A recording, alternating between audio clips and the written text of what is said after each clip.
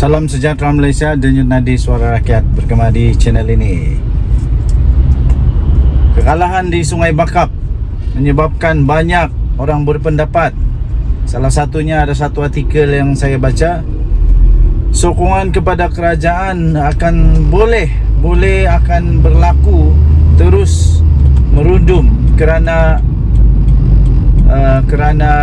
keputusan-keputusan yang diambil oleh kerajaan yang tak populis. Yang tak populis ini maksudnya ialah seperti menaikkan mewujudkan dasar minyak bersubsidi untuk diesel yang baru diumumkan. Lepas itu tentang cukai dan sebagainya. Itu yang tidak populis. Jadi pada pendapat anda, terutamanya yang penyokong-penyokong PHPN, memang benarkah keadaan ini berlaku dan patutkah, perlukah untuk Datuk Seri Anwar Ibrahim, Perdana Menteri Malaysia, untuk mengumumkan menarik semula dasar yang tidak populis ini? Keputusan-keputusan yang tidak populis, tidak disukai oleh rakyat ini. Sebenarnya pada pendapat saya, bukan semua rakyat terkesan. Yang terkesan itu adalah orang-orang yang kaya saja. Sebab untuk orang-orang yang tidak kaya, kita tetap akan mendapat subsidi daripada kerajaan, iaitu dengan bantuan daripada kerajaan untuk mengimbangi kenaikan harga itu. Adakah kerajaan perlu untuk membatalkan semua itu? Pada pendapat saya, tidak perlu. Tidak perlu kerana akhirnya satu hari nanti, 10-15 tahun akan datang, semua orang akan mendapati bahawa keputusan Datuk Seri Anwar Ibrahim ini adalah keputusan yang menyelamatkan negara Malaysia, yang dapat menyelamatkan negara Malaysia, dan bukan hanya untuk menjaga pungkok, menjaga buntut supaya terus dapat duduk di kerusi empuk Perdana Menteri, kerusi empuk MP dan sebagainya. Ada peribahasa bilang, biarku menjadi lilin yang dibakar memberikan cahaya. Jadi itulah keputusan-keputusan yang tidak populis ini, walaupun sekarang kelihatan seperti tidak bagus, tapi percayalah, 15 tahun dari sekarang rakyat akan mulai mengingat bahawa ini antara keputusan yang berani yang menyelamatkan negara Malaysia. Jadi antara lain juga ialah keputusan tidak populis daripada PH lah secara keseluruhan, yang mengambil keputusan bekerjasama dengan Zahid Hamidi dan terutamanya Zahid Hamidi, yang mana diketahui memang ada kes mahkamah. Jadi itu memang tidak populis juga. Adakah ini juga telah menyebabkan pengundi-pengundi Tegar, penyokong-penyokong Tegar Pakatan Harapan juga mulai meragui dan tidak lagi terlalu tegar, tidak lagi menyokong apapun keadaan kepada Pakatan Harapan ini? Adakah perlu untuk PH melepaskan diri daripada kerjasama dengan Barisan Nasional yang dianggap sudah runtuh, sudah hancur berkecai dan tidak kuat lagi lah? Bukan macam dulu, letak kayu pun boleh menang. Apa pendapat anda? Sila tinggalkan komen. Denyut Nadi Suara Rakyat bergema di channel ini. Jangan lupa tekan butang subscribe, like dan share. Malaysia kita punya, cintai Malaysia aku, kita jaga kita. Kita jumpa lagi. Bye.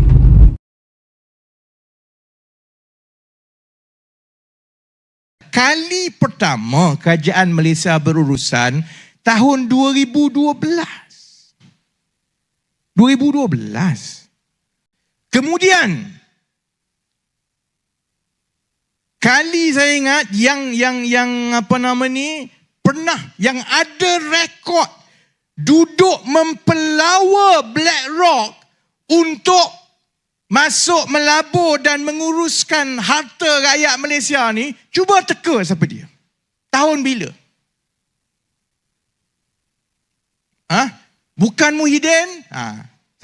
Siapa yang sebenarnya ada mesyuarat mempelawa pelaburan daripada BlackRock ke Malaysia ni? Siapa dia? Mahathir. Bila? November 2018. Tak percaya, pergi ke Facebook Mahathir. Pergi tengok, boleh Google Tun Mahathir BlackRock. Keluar gambar dia di London November 2018 membentangkan potensi pelaburan di Malaysia kepada pengurus-pengurus aset dan dana dunia. Salah satunya ialah BlackRock. Bukan Anwar Ibrahim saudara-saudari. Anwar Ibrahim masa tu duduk tengah lalala lagi baru keluar penjara. November 2018. Pada masa siapa yang wang KWSP diberikan kepada BlackRock untuk diuruskan? Zaman bila? Zaman Muhyiddin. Jadi benda ni sebenarnya benda yang berlaku zaman dia pun. Itu yang saya kata, zaman dia tak ada masalah, fatwanya lain. Zaman orang lain, fatwanya lain. Dia sama macam Tuan Ibrahim Tuan Man. Bila saya tanya, masa kamu jadi Menteri Air, apa kamu buat? Kenapa kamu tak boleh buat macam kami buat sekarang? Meyakinkan kerajaan persekutuan bahawa untuk menyelesaikan secara menyeluruh masalah air di utara perlukan pelaburan kerajaan persekutuan sebanyak 4 bilion. Kamu kan baik dengan Muhyiddin masa tu. Kenapa kamu tak boleh buat? Dia ada fatwa baru terus. Fatwa dia, Rafizi ni kena pergi sekolah. Aku pergi sekolah lagi tinggi daripada dia lah. Dia kata, Rafizi ni tak faham. Tanggungjawab air ni ialah tanggungjawab negeri, bukan tanggungjawab persekutuan. Dia kena baca perlembagaan persekutuan. Macam mana masa saya jadi Menteri Air, saya nak campur tangan dengan soal air, kerana air ni ialah tanggungjawab negeri. Tengok tak kluk-klek fatwa dia. Orang Kelantan tengah kata kluk-klek. You know? Masa air di Kelantan, dia kata, ini tanggungjawab persekutuan. Kerajaan Kelantan ni kita tak ada duit. Sebenarnya kerajaan persekutuan menghukum kita tak bagi duit. Sebab itu air di Kelantan sama macam Starbucks. Zaman fatwa bila di Kelantan. Bila mari di Penang, itu sebenarnya tanggungjawab kerajaan negeri. Tengok kluk-klek dia lah. Sebab dia tak boleh jawab. Baik. Akhirnya saudara-saudari dah.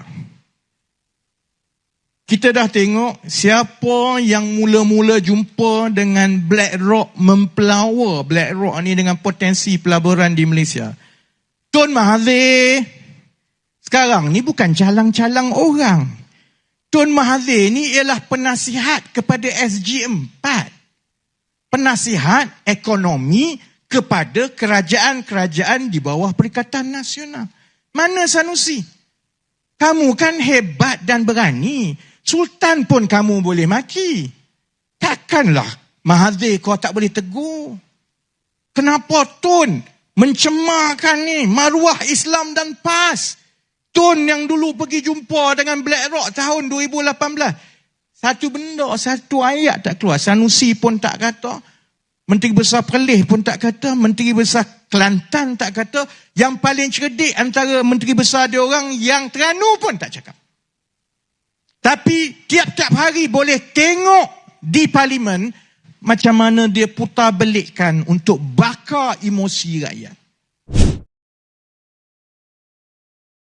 Salam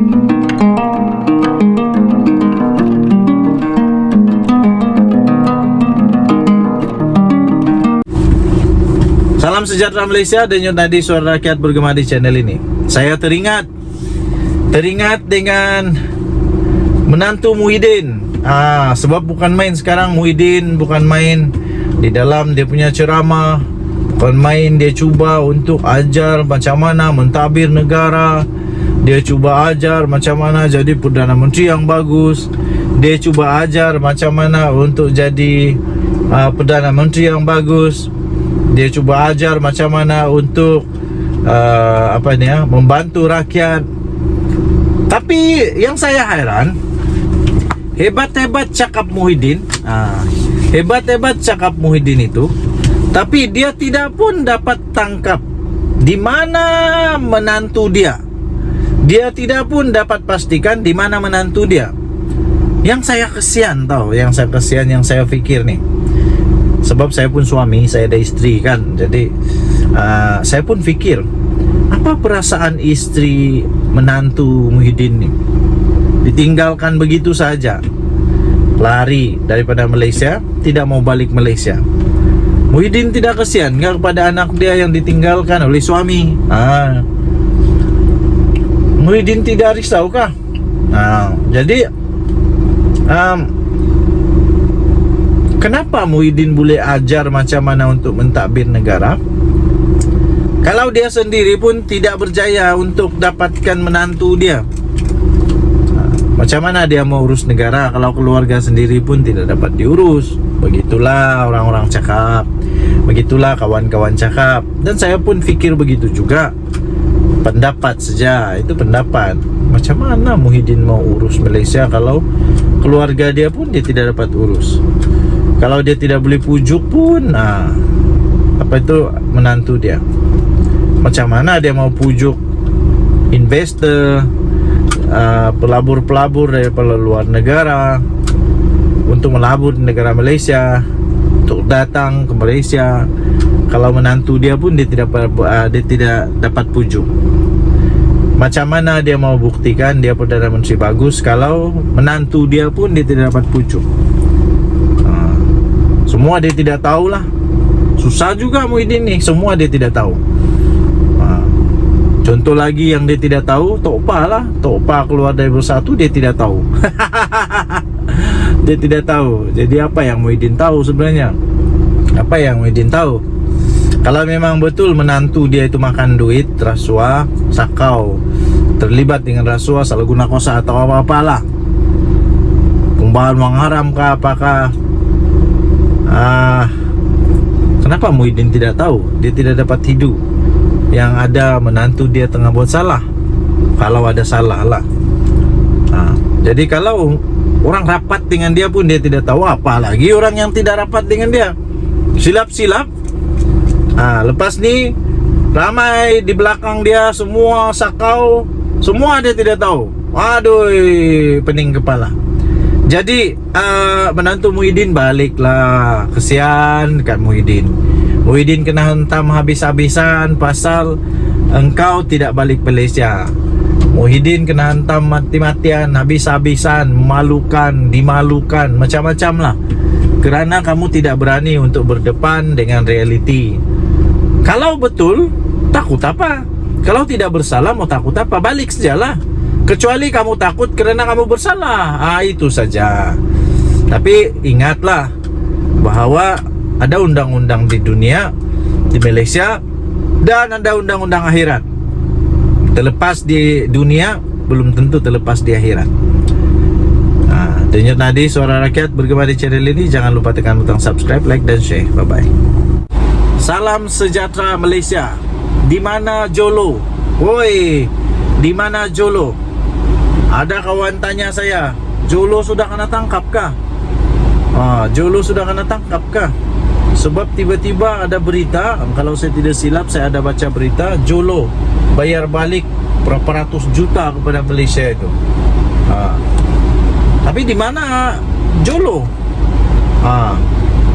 Kita mendoakan semoga Interpol, kita mendoakan semoga Interpol, semua polis di seluruh dunia dapat bekerjasama mencari si Jolo ini, dapat bekerjasama untuk memastikan Jolo dapat ditangkap, dapat dihadapkan ke mahkamah. Kita harap-harap supaya Interpol dapat tangkap dia. Nah, ini supaya dapat memberikan penjelasan yang tuntas siapa sebenarnya yang paling bersalah di dalam kes Jolo ini. Adakah kelalaian Najib ataupun adakah jenayah bersama dengan Jolo, atau Jolo tipu Najib. Tapi mustahil juga, pening juga saya kalau Najib dengan begitu mudah dapat ditipu oleh Jolo. Takkanlah Najib yang begitu bijak Perdana Menteri kena tipu. Yang paling pelik lagi, kalau Najib kena tipu, takkan pegawai-pegawai Najib pun kena tipu juga. Takkan menteri-menteri Najib pun kena tipu juga. Takkanlah Jolo begitu bijak sekali sampai semua manusia yang bijak-bijak di Malaysia ini pun kena game juga dengan Jolo. Jolo dulu dibilang ada di Hong Kong kah, di China kah? Entah sekarang di mana Jolo. Interpol dapat sudah Jolo kah tidakkah, kita pun tidak pasti. Tapi saya tetap yakin, saya tetap percaya bahawa pihak polis, Interpol dan pihak PDRM masih berusaha untuk mencari Jolo. Saya percaya tidak lama lagi Jolo pasti akan kena cekup juga.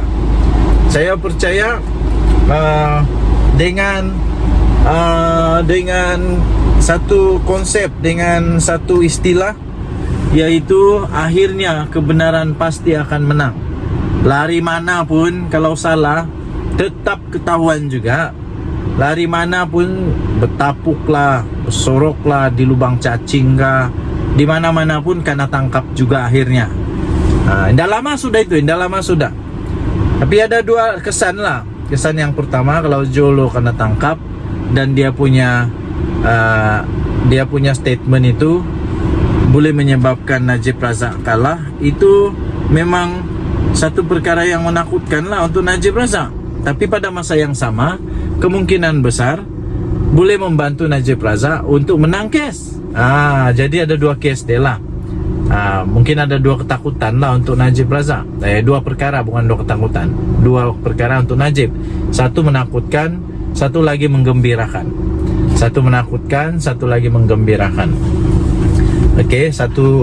Jadi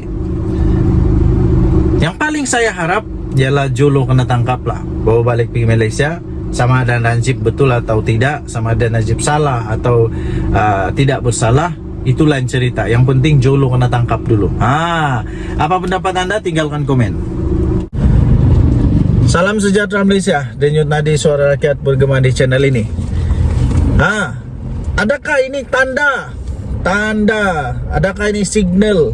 Adakah ini satu petanda buruk bagi kerajaan perpaduan, kerajaan Madani?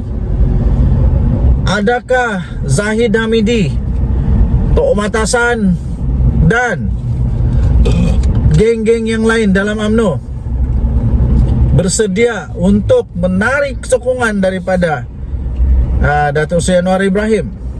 Adakah UMNO memang sudah ready untuk membatalkan kerjasama dengan PKR-PH ini, DAP dan Amanah? Ini berikutan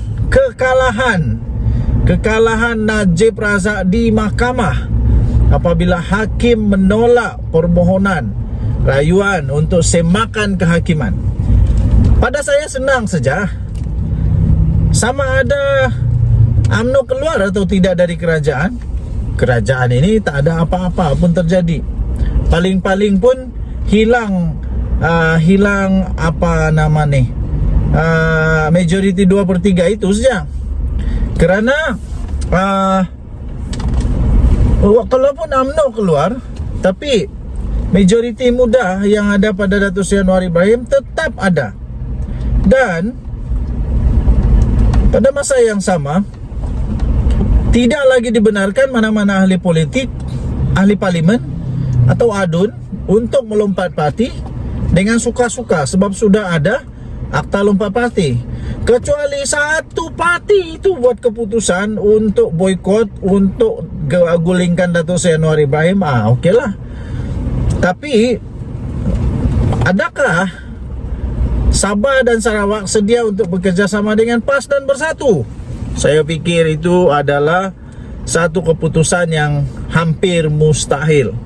Apalagi Sarawak memang sudah menyatakan, sudah mereka pernah nyatakan dorang punya keputusan, betul-betul keputusan dorang bahawa diorang tidak mau bekerjasama ataupun tidak mau kalau PAS bekerjasama dengan mana-mana parti di Sarawak ataupun menjadi sebahagian daripada kerajaan yang ditakbir oleh PAS. Tidak.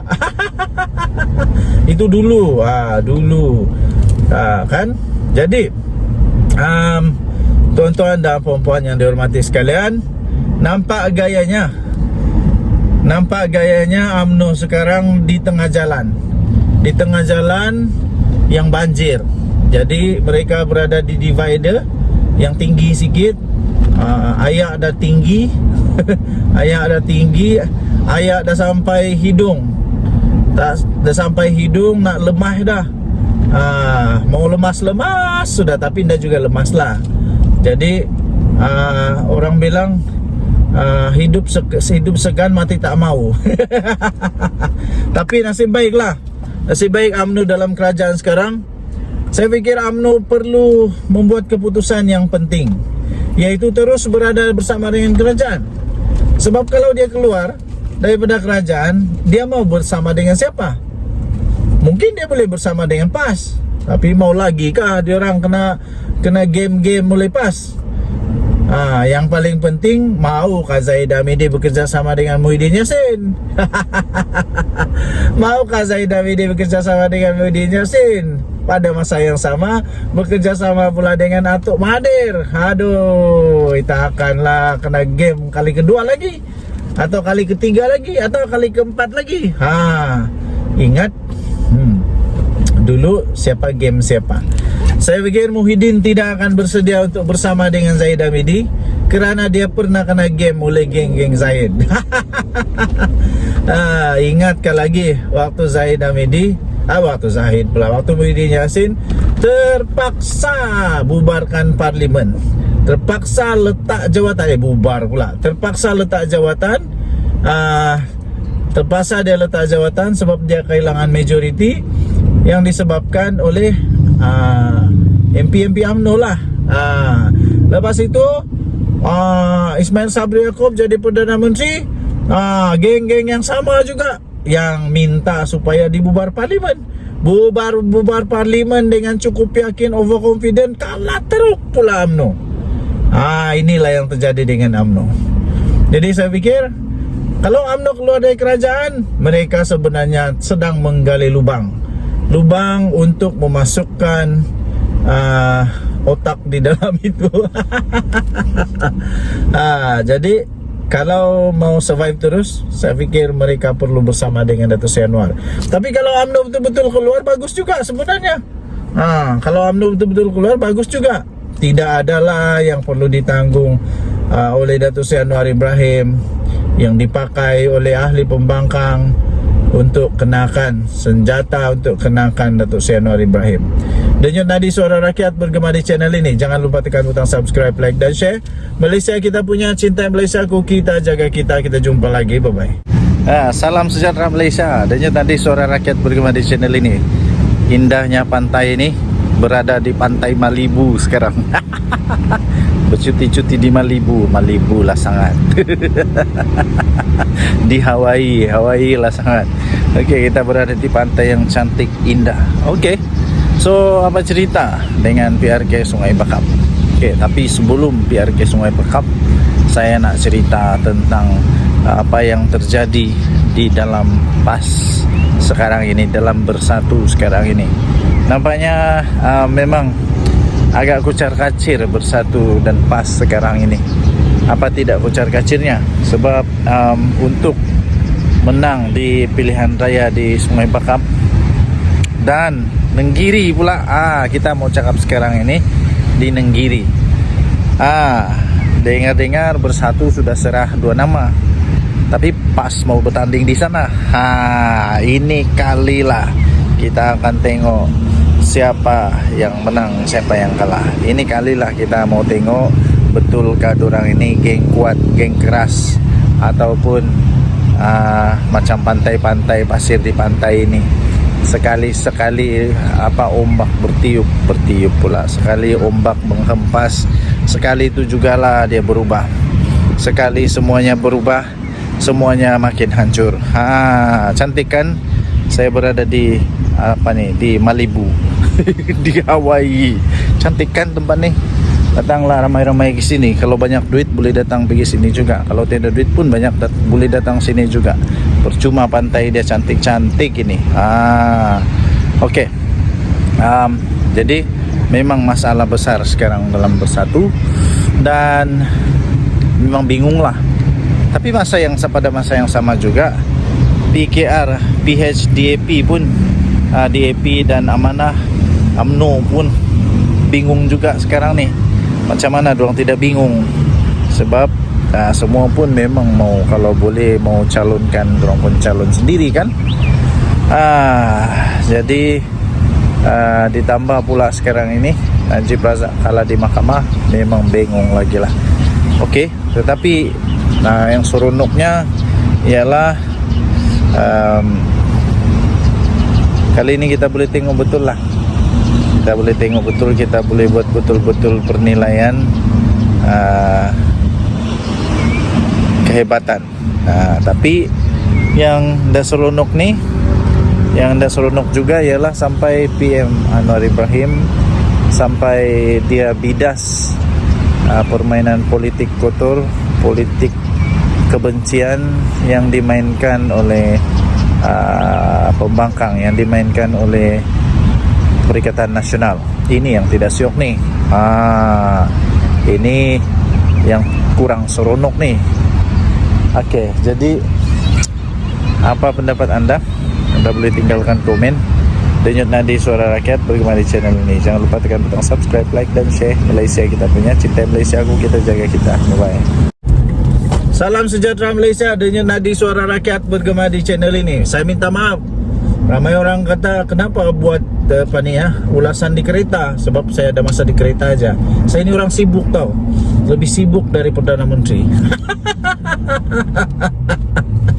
Okey, jadi apa cerita petang ni? Cerita petang ni, Datuk Seri Najib Tun Razak confirm sah di penjara lah. Memang dia habiskan masa-masa dia di penjara lah.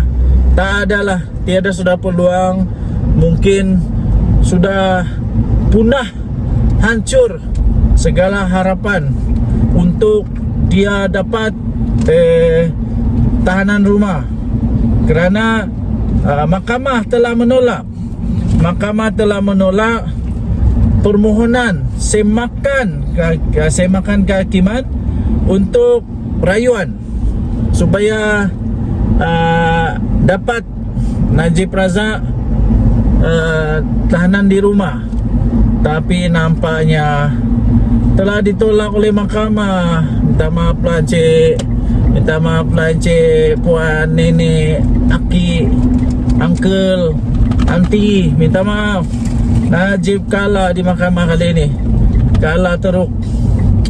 Jadi memang sah. Rosmah Mansur menangis lagi. Pasti Rosmah Mansur rindu sudah dengan Najib Razak. Mesti dia sudah rindu betul dengan Najib Razak. Mesti dia betul-betul sudah mau lama sudah peluk-peluk suami dia. Yalah kan Rosmah Mansur ini isteri yang apa? Sweet wife. Wey, dia kan sweet wife. Sabah International Convention Center. Kita boleh ke jalan-jalan sini nih.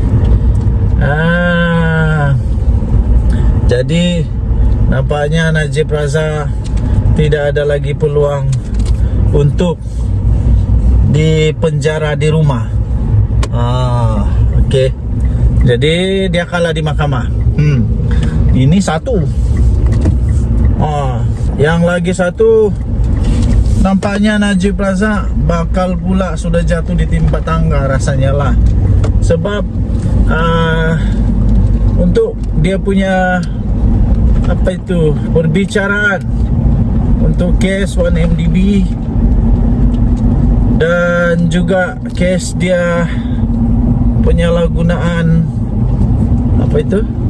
ada boleh visitor lah sana, penyalahgunaan salah guna kuasa untuk perbendaharaan negara Malaysia pun dia ada masalah juga. Kalau itu dia kalah lagi teruk berbilion-bilion tu. Jadi nampaknya Najib Razak kemungkinan besar bersambung-sambung lah dari penjara. Harap-harap bolehlah dia keluar dari penjara sebelum terlalu tua. Jadi Zahid Hamidi pun entah apa perasaan dia sekarang lah. Apa-apapun, paling penting kita serahkan kepada kuasa mahkamah.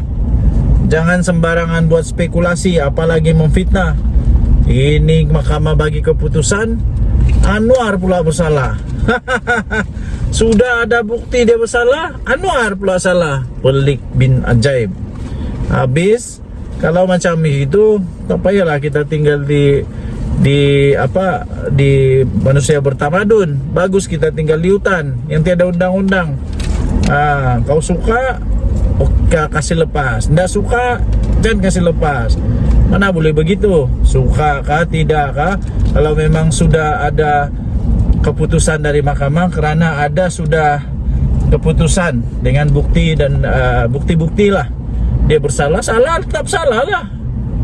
Janganlah nangis. Tanggunglah sendiri perbuatan. Denyut Nadi Suara Rakyat bergema di channel ini. Jangan lupa tekan butang subscribe, like dan share. Malaysia kita punya, cintai Malaysia aku, kita jaga kita. Bye bye. Salam sejahtera Malaysia. Denyut Nadi Suara Rakyat bergema di channel ini. Ada satu soalan yang bermain di pikiran. Kenapa pada kali ini, pada pilihan raya Sungai Bakap ini, tidak ada Mahathir? Mana Mahathir? Kenapa Hadi Awang tidak panggil Mahathir kali ini? Adakah Hadi Awang bersatu pas sudah sedar bahawa Mahathir tidak guna sudah? Tidak guna sudah, tua sudah, tidak ada pun apa-apa fungsi dia lagi. Malah tidak sudah pun jadi apa? Berharga. Tidak guna lah. Malah mungkin boleh menyebabkan kekalahan. Mungkin begitu. Jadi mana Mahathir sekarang? Lepas tu banyaklah apa itu teori-teori. Banyaklah teori-teori muncul. Mahathir ini hilang, gaib di bunian lah. Mahathir gaib, tiba-tiba gaib, mengira harta lah. Mahathir sedang bertapa di gunung Menindoi. Mahathir sedang bertapa di gunung Menindoi supaya dia ada hikmat kabalan supaya tidak kedapatan salah kalau ada salah, kalau tidak salah supaya dia tetap menang. Begitulah kan. Tapi mustahil lah bah si Mahathir pula pergi bertapa. Mana boleh bertapa? Itu syirik. Syirik tu. Janganlah bertapa, dapat ada hikmat kabalan. Tapi saya pun hairan jugalah, betul. Saya pun hairan. Kenapa Mahathir sekarang tidak ada dalam siri jelajah kempen Perikatan Nasional ini? Sebab sebelum ini bukan main lagi. Sampai siap buat gabungan 3-4 negeri lagi, dengan penasihatnya Mahathir. Yang selama ini Mahathir selalu dicakap Maha Firaun lah, macam-macam lah. tapi tiba-tiba jadi penasihat yo. Wah. Jadi itu dulu. Sekarang tiba-tiba Mahathir hilang. Jejak Mahathir betul-betul hilang. Mungkin perlu buat jejak kasih, ataupun mungkin boleh buat kuis. Kuis dia di mana Mahathir? Macam di mana Jujambul lah. Begitu. Jadi baguslah, saya setuju. Jangan lagi kacau Mahathir. Mahathir sudah tua. Apalagi mau dikacau-kacau. Mahathir patut bersama dengan anak cucu dia. Bukan anak dia pun sudah tua lah. Patut bersama dengan cucu cicit dia. Patut di masjid kah, di surau kah, beramal jariah. Patut begitu. Bukan lagi pergi politik. Yang hadiah wang dengan Muhyiddin, dengan Perikatan Nasional, mau kacau Mahathir lagi, ajak bawa sini, bawa jalan sini, bawa jalan sana untuk berkempen lagi. Kenapa? Janganlah, kesian dia tahu. Kesian Mahathir sudah tua. Jadi lebih baiklah Mahathir diam-diam saja, mengenangkan nasib dia yang pada sudah tua ni, seolah-olah tidak lagi dipakai, tiada guna sudah. Dan yang dulu kawan sudah jadi musuh, yang musuh dulu tiba-tiba jadi kawan. Macam terdesak begitulah kan, macam lah. Jadi boleh tinggalkan komen anda, apa pendapat anda, di mana Jujambul? Di mana Mahathir sekarang? Kita jumpa lagi. Bye bye.